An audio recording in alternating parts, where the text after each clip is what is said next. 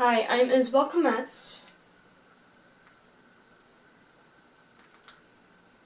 My language disorders project is on selective mutism. This is my table of contents. Part 1 is the description. What is selective mutism? It's a childhood anxiety disorder. The onset age is ages 1 to 3 years old, and it begins like a month after school starts. What does it look like? It's a child or adolescent's inability to speak in one or more social settings, but can speak comfortably in other settings. Is it part of a larger category? It's part of social phobia. It is not a mutism, mutism is not being able to speak at all. Not a speech or language disorder, but it is a communication disorder. Not to be confused or exactly linked to autism. Symptoms include withdrawal from social situations, they're extremely shy, they have delays in development, and they're timid and cautious. Some children may communicate non-verbally, while others just stay frozen and they don't do anything. Body symptoms is that the child's body language is awkward, stiff, and lacks facial expressions. Indicators are anxieties that are severe or due to separation. They have many tantrums, they cry a lot, they are moody, they're stubborn, issues in sleeping patterns, and they start to be extremely shy during infancy.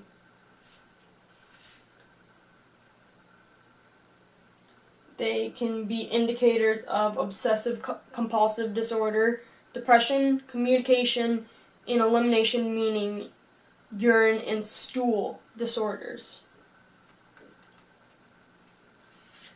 Causes can be due to factors in temperament, issues in the environment, and can be genetic by sharing genetic factors between two social anxiety disorders.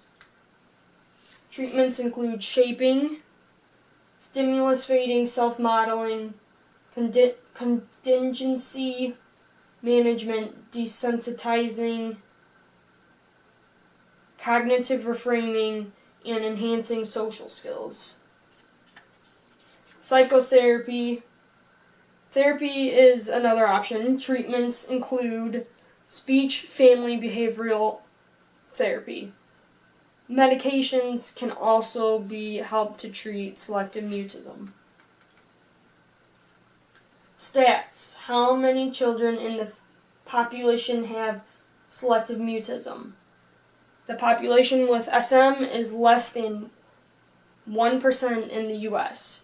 The percentage of aged children with SM in the population is unknown because of undiagnosis and or misdiagnosis. There is one child with selective mutism in every 5 classes at a school. Many children don't receive help until they are 6 to 8 years old, and the longer children go without treatment, the more difficult it is to treat.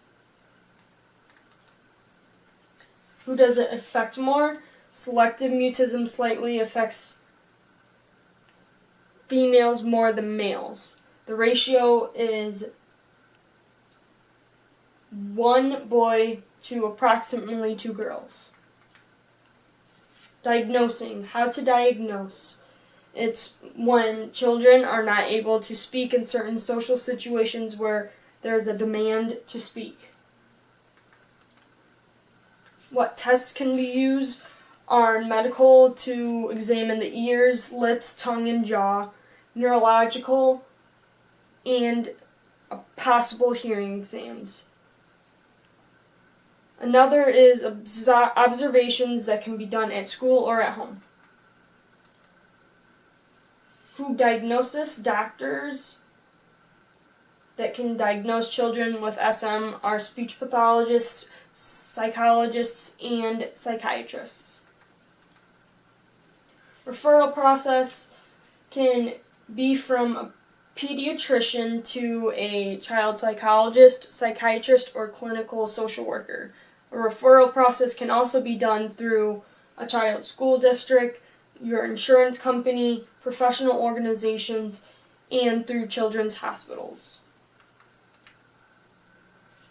Facts is punishing, putting pressure on, or making a child with SM feel ashamed does not help. It makes a child more anxious and can make mutism stronger.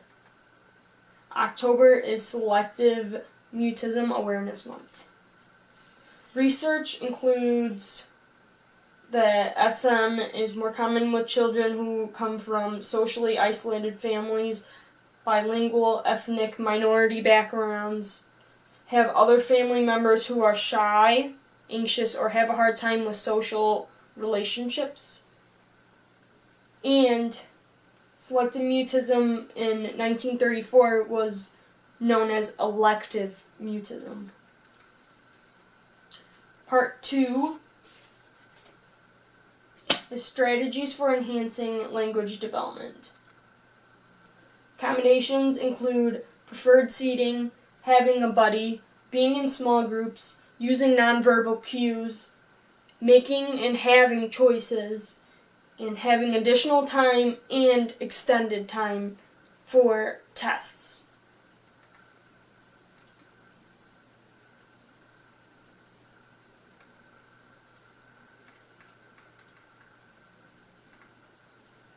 Items and materials include communication cards, books, textbooks, and videos. Strategies and techniques. Oh, there's the videos. Strategies for teachers: provide warm-up time, use nonverbal communication, allow support, and have other assessment methods. For children, strategies, it's by using books. I found many books that can help children with selective mutism and can read them and get comfortable with what they have and maybe warm up. Strategies for family is a 5-second wait until they respond, give them 5 seconds, praise them, rephrase questions, use echoing, and be a sportscaster. Activities include like a communication bridge, my mouth's motor, communication and picture cards, and a chart that increases social development. Resources include selectivemutismcenter.org, and they provide textbooks, websites, books, organizations, workshops, and research. Other strategies for speech therapists. Their approaches are psychodynamic treatment, having family intervention, behavior modification, and having drug treatments. Conclusion: I think that selective mutism is very complicated. It's relatively rare. A lot of children go unrecognized without any recognition of having selective mutism, so they don't get help. And they don't talk that much, so they need encouragement. And these are my references.